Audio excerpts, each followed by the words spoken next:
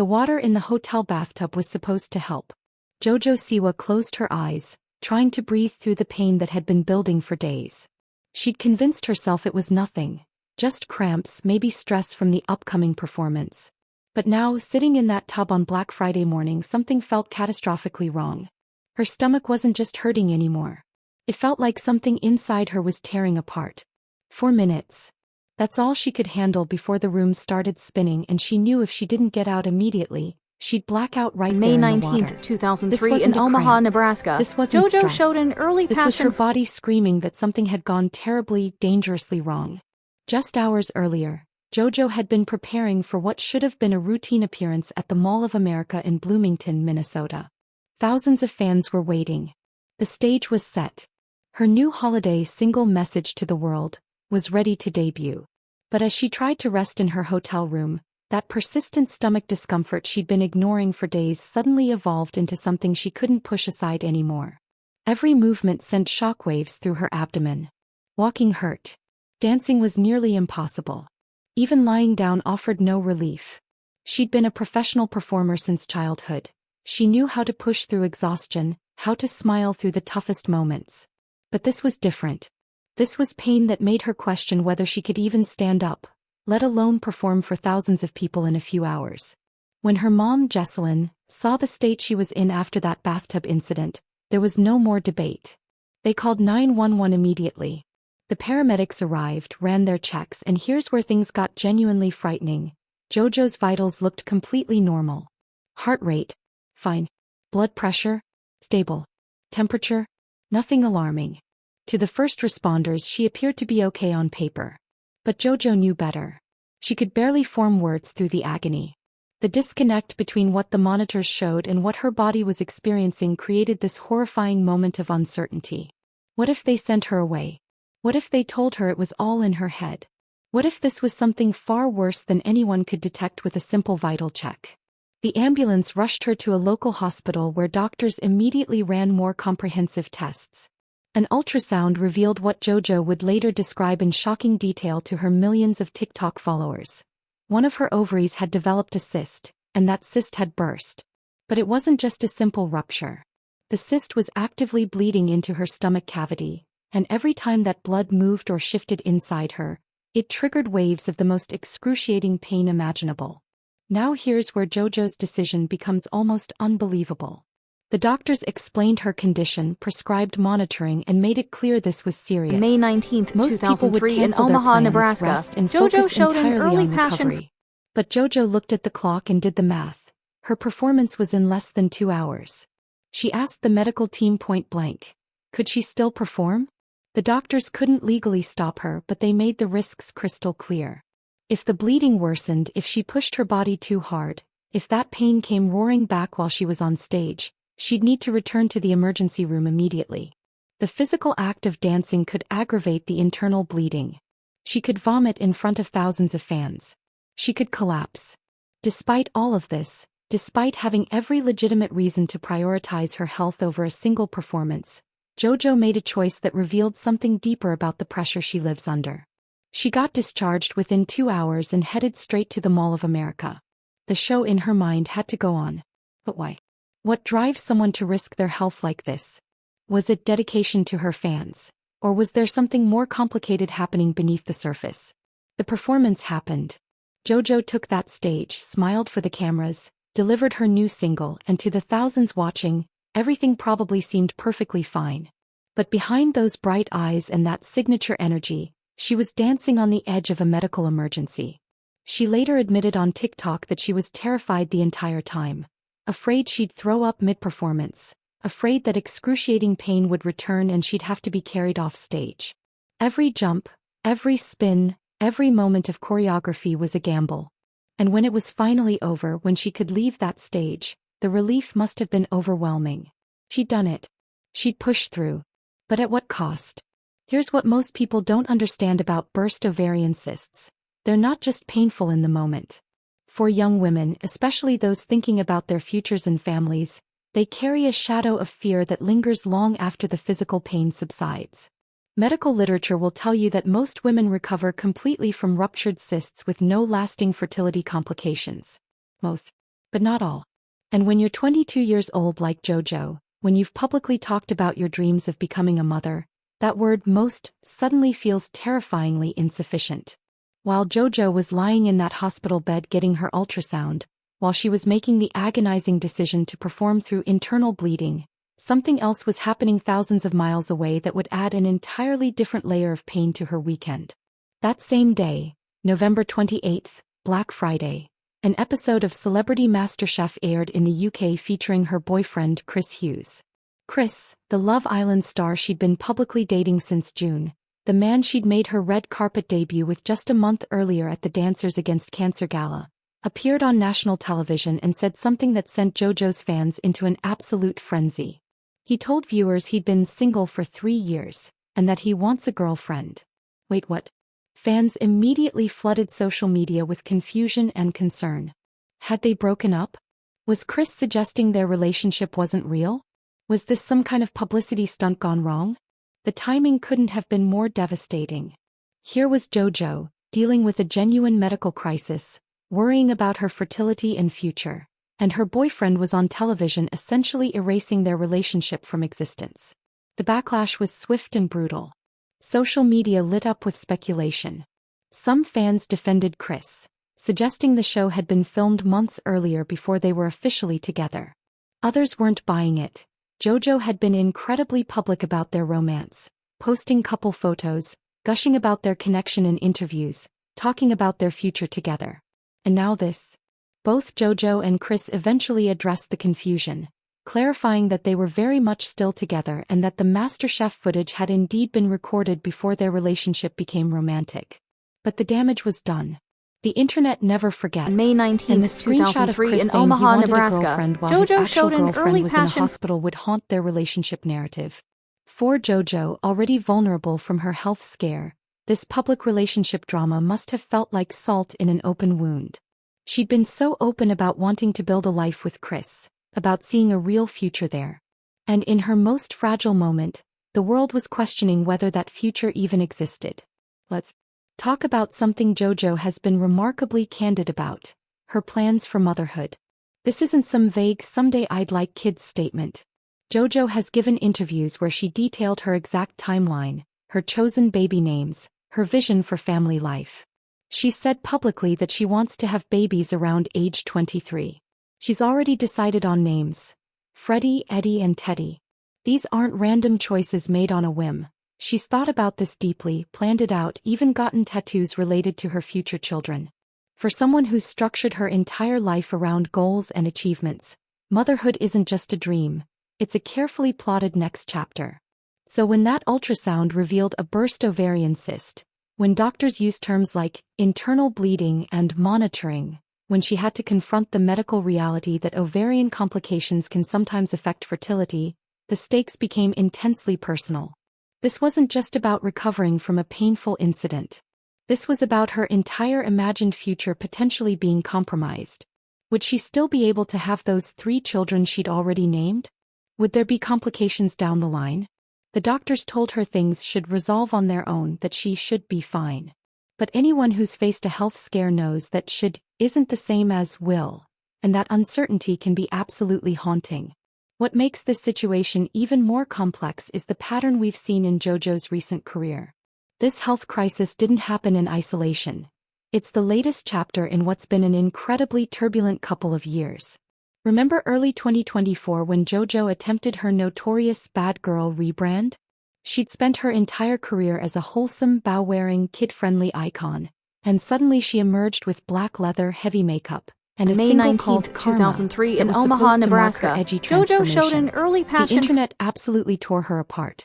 Critics called it cringeworthy, forced, inauthentic. Think pieces analyzed why her rebrand failed where others like Miley Cyrus succeeded. The music video, the interviews where she claimed to be inventing gay pop. The entire rollout became a masterclass in how not to reinvent yourself. JoJo faced relentless mockery, and instead of backing down, she doubled down, insisting she was being true to herself. But behind all that bravado, you have to wonder, what toll did that take? The pressure to constantly prove herself, to perform through criticism, to never show weakness or vulnerability. Is it any coincidence that less than a year after that brutal public rebrand failure, she's in a hospital pushing herself to perform through internal bleeding? There's a pattern here of someone who's been conditioned to believe that stopping, resting, or admitting you can't do something equals failure. The comments on JoJo's TikTok video about her hospitalization revealed something fascinating about how her audience has evolved. Yes, there were the typical, get well soon messages and heart emojis you'd expect. But there was also this outpouring of women, thousands of them, sharing their own ovarian cyst stories. Young women talking about their fertility fears, about being dismissed by doctors, about the terror of not knowing if their bodies would cooperate with their life plans. In that moment of vulnerability, JoJo accidentally created a space for conversations that young women desperately need to have but rarely see modeled by celebrities. She didn't gloss over the scary parts. She didn't pretend everything was fine. She showed her followers that even someone with her platform, her resources, her success, can be brought to her knees by a medical crisis. That even someone who seems to have everything figured out can be terrified about their future. And perhaps most importantly, she demonstrated that it's okay to be scared, to admit you don't have all the answers, to share your vulnerability instead of hiding behind a perfectly curated image. For someone who just spent months trying to convince the world she was a fearless bad girl, this raw honesty felt like the most authentic version of JoJo we'd seen in years. But let's address the elephant in the room. The relationship May situation 19th, with Chris Hughes in adds a Omaha, layer of Nebraska. emotional complexity JoJo showed that an can't be early ignored. passion. JoJo has talked openly in recent interviews about how Chris makes her feel understood, how their connection developed from friendship into something deeper, how she sees genuine potential for a future together. She even mentioned in a September interview that they'd discuss starting a family, that motherhood wasn't some distant abstract concept but something on her radar in the relatively near future. So when this health crisis hit, when she was confronting fears about her fertility, Chris should have been her rock, her support system, her safe space. Instead, whether intentional or not, he became another source of stress and public scrutiny. The Celebrity MasterChef incident, regardless of when it was filmed, forced JoJo to not only deal with her own medical trauma but also manage public perception of her relationship status. She had to reassure fans that yes, they were still together, no, Chris wasn't actually single, yes, everything was fine, all while recovering from a burst ovarian cyst. The emotional labor of managing that narrative while her body was literally healing from internal bleeding is staggering to consider. And it raises uncomfortable questions about the unique pressures that come with being a young, openly LGBTQ celebrity in a high-profile relationship where every moment is dissected by millions of strangers. There's also a darker conversation we need to have about the entertainment industry's treatment of young women who grew up in the spotlight. JoJo has been performing professionally since she was a child on Dance Moms. She's never known adult life outside of the public eye, outside of the constant pressure to deliver, to perform, to meet expectations. The entertainment machine teaches young performers, especially young women, that their value is directly tied to their output. You're only as good as your last performance, your last post, your last viral moment. Taking time off for health, for rest, for recovery feels like career self-destruction. So when JoJo was given the option to cancel that Mall of America performance, to prioritize her healing, part of her probably genuinely couldn't conceive of making that choice. Not because she's weak or misguided, but because she's been systematically conditioned to believe that the show must always go on. That canceling equals letting people down. May 19th, that your physical 2003 in limitations Omaha, are Nebraska. obstacles to JoJo overcome showed rather an than early valid passion. reasons to pause. This mindset is precisely what leads to moments like we saw on Black Friday. Young performers pushing their bodies past reasonable limits because rest has never been presented as an acceptable option. And while JoJo's fans applauded her dedication, celebrated her toughness, called her inspiring for performing through the pain, maybe we should be asking why we're celebrating this at all. Maybe the truly brave choice would have been to cancel, to rest, to publicly say that her health matters more than one performance. What happens next for JoJo carries weight beyond just her personal story. She mentioned in her TikTok that she plans to get the cyst checked again, to monitor the situation, to make sure everything heals properly. But the psychological healing might take longer than the physical recovery. When you're 22 years old and you have to confront, even briefly, even as a probably nothing scenario, the possibility that your fertility might be compromised, that stays with you. It changes how you think about your body, your future, your timeline for life milestones. JoJo had said she wanted kids by 23. She's 22 now. That window suddenly feels a lot more precious, a lot more fragile. And while medical professionals would tell her she's almost certainly fine, that most ruptured cysts leave no lasting damage, the fear doesn't just disappear because statistics are in your favor. Every twinge in her abdomen from now on will probably trigger a moment of panic. Every future doctor's appointment will carry extra weight. The mental toll of this experience will likely influence her decisions about relationships, career, family planning in ways she might not even fully realize yet. And she'll have to navigate all of that while maintaining her public persona, while continuing to perform, while managing the expectations of millions of followers who think they know her story but only see the curated highlights. The fan response to JoJo's health crisis also revealed something important about parasocial relationships and celebrity culture. Within hours of her TikTok post, fan accounts had created timelines, compiled medical information about ovarian cysts, debated whether Chris was being supportive enough based on his social media activity. On May 19, 2003 in Omaha, Nebraska, JoJo showed an early shared passion conspiracy theories about what really happened. Some even suggested the whole thing was exaggerated for attention. A particularly cruel accusation to level at someone sharing a genuine medical emergency. This is the double-edged sword of social media celebrity. JoJo's openness and accessibility have built her empire, created deep connections with her audience, allowed her to maintain relevance even through career missteps. But that same openness means she can never have a private crisis, never process trauma away from public scrutiny, never just be a scared young woman dealing with health issues without it becoming content, commentary, and controversy. Every choice she makes will be analyzed, criticized, defended, and debated by thousands of people who feel entitled to have opinions about her body, her relationships, her decisions. The very platform that gives her power also strips away her ability to be vulnerable without it being weaponized, celebrated, or commercialized. And JoJo, to her credit, seems to understand this dynamic and has largely made peace with it. But that doesn't mean it's not extracting a significant toll. Perhaps what's most striking about this entire situation is how it strips away all the performance and reveals the human underneath. For months, JoJo had been trying to control her narrative. The bad girl rebrand, the carefully managed relationship reveals, the strategic career moves. But a burst ovarian cyst doesn't care about your image.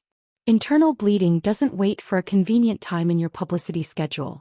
In that hospital, getting that ultrasound, making the decision about whether to perform, JoJo couldn't hide behind manufactured personas or calculated posts. She was just a young woman in pain, scared about her future, trying to figure out what came next. And maybe that's the version of JoJo that resonates most authentically, not the bow-wearing child star, not the leather-clad bad girl, not the perfectly polished celebrity, but the 22-year-old dealing with the same fears and uncertainties that millions of other young women May face. 19, 2003 in Omaha, Nebraska, JoJo showed an early relationship passion situations that leave you questioning where you stand. The pressure to keep performing, keep achieving, keep moving forward even when your body is begging you to stop. That's the JoJo her fans actually connected with in that TikTok video. The real one, the vulnerable one, the one who admitted she's scared and doesn't have all the answers. The conversation around fertility, especially for young LGBTQ individuals, carries additional layers that deserve acknowledgement. JoJo has been open about her sexuality, about her journey understanding her identity, about what family might look like for her. She's talked about potentially using a donor, about wanting to carry her own children, about the specific vision she has for motherhood. For LGBTQ people planning families, there's already an extra layer of complexity. Financial considerations, legal challenges, societal judgment, medical procedures that straight couples don't have to navigate.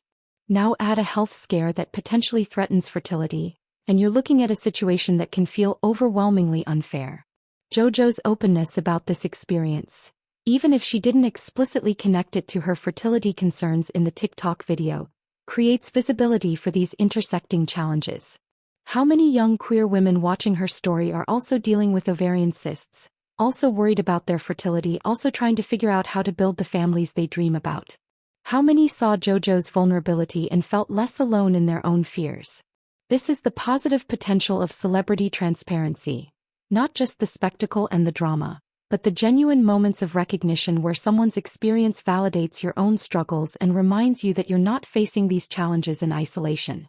As JoJo continues her recovery and moves forward, the questions linger. Will this health scare change how she approaches her career, maybe encouraging her to set better boundaries, to prioritize wellness over constant productivity? Will the relationship with Chris survive the scrutiny and pressure? Or will the cracks that appeared during this crisis widen over time? Will she speak more openly about fertility concerns, potentially using her platform to educate young women about ovarian health? Or will this May become 19th, just another chapter in her Omaha, chaotic Nebraska, story, JoJo showed an overshadowed early by the passion next controversy or career move? What we do know is that JoJo Siwa has never been one to follow expected paths or make predictable choices. Her career has been defined by bold moves, public failures, unexpected comebacks, and an almost stubborn refusal to disappear even when the internet has seemingly turned against her. This health crisis, as frightening as it was, is unlikely to slow her down for long. If anything, knowing JoJo's pattern, she'll probably find a way to transform this experience into content, into advocacy, into another chapter of her constantly evolving public narrative. Because that's what performers do. They take the raw, painful, terrifying moments of real life and somehow transmute them into something shareable, something that connects with audiences, something that keeps the story moving forward even when it would be so much easier to just stop and hide. The broader implications of JoJo's story extend far beyond one celebrity's health scare. We're watching in real time as the first generation of true social media natives, people who grew up entirely in the spotlight, who've documented their lives since childhood, reach adulthood and start confronting adult challenges. How do you navigate serious health issues when your life has always been content? How do you maintain authentic relationships when every interaction is potentially public? How do you plan for the future when millions of strangers feel entitled to weigh in on your most personal decisions? JoJo is pioneering this strange new territory, figuring out these answers as she goes, making mistakes and course corrections in full public view. There's no roadmap for this. Previous generations of celebrities had more separation between their public and private selves, more ability to retreat from scrutiny when things got difficult. But for JoJo and her peers, that separation has never existed. They are their brand, their lives are their content, and the line between authentic self-expression and strategic image management has been blurred beyond recognition. Watching how she navigates this next chapter, the recovery, the relationship, the career decisions, the family planning, will be fascinating not just because she's JoJo Siwa, but because she's charting territory that millions of young people are also trying to figure out in their own May lives. May 19th, 2003 in Omaha, Nebraska, JoJo showed an early So what's passion. the takeaway from all of this? Maybe it's that behind every carefully curated Instagram post, every confident performance, every celebrity who seems to have it all figured out, there's a real human being dealing with fears and uncertainties that aren't so different from your own. JoJo Siwa, for all her bows and sparkles and manufactured controversy, is fundamentally a 22-year-old woman trying to build a life while the whole world watches and comments. She's dealing with health scares that threaten her dreams of motherhood. She's navigating a relationship under impossible scrutiny. She's trying to prove herself professionally after public failures. She's carrying the weight of expectations from fans, critics, industry executives, and herself. And somehow, despite all of that, she still got up from that hospital bed and performed. Not because she had to, she could have canceled and everyone would have understood. But because some part of her still believed that pushing through, that showing up, that refusing to let the crisis win mattered. Whether you agree with that choice or not, whether you think it was admirable or concerning, you can't deny the sheer determination it required. And maybe that's the most authentic thing about JoJo Siwa. Stripped of all the personas and rebrands and manufactured moments, she's someone who simply refuses to quit, even when quitting would be the easier, healthier, more reasonable choice. Time will tell if that stubbornness serves her well or becomes her undoing. But either way, we'll all be watching.